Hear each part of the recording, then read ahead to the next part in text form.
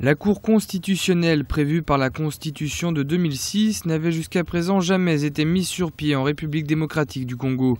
La nomination ce samedi de 3 des futurs membres de cette Cour par les sénateurs et députés nationaux relance cette volonté institutionnelle.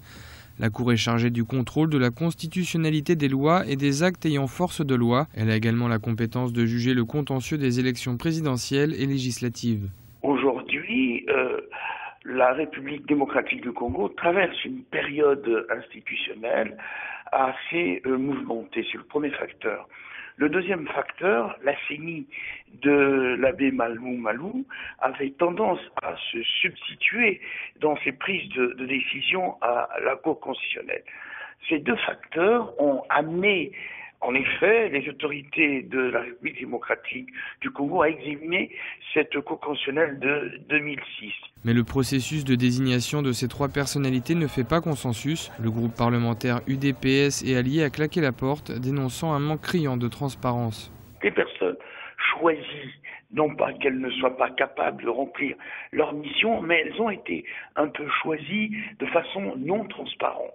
Cette façon non transparente complique les relations entre le gouvernement de M. Kabila et une partie, bien entendu, de l'opposition. On a l'impression, en effet, qu'il n'y a pas de continuité institutionnelle et que les institutions sont utilisées ici un peu au gré des acteurs en place et dont le gouvernement. Il va falloir maintenant attendre et de voir ce que cela va donner. Eugène Banyakoulouapé, Félix Vundwawe Tepemako et Corneille Wasanda Songo, désignés par le Parlement, vont s'ajouter à 6 autres personnalités qui ne sont pas encore connues.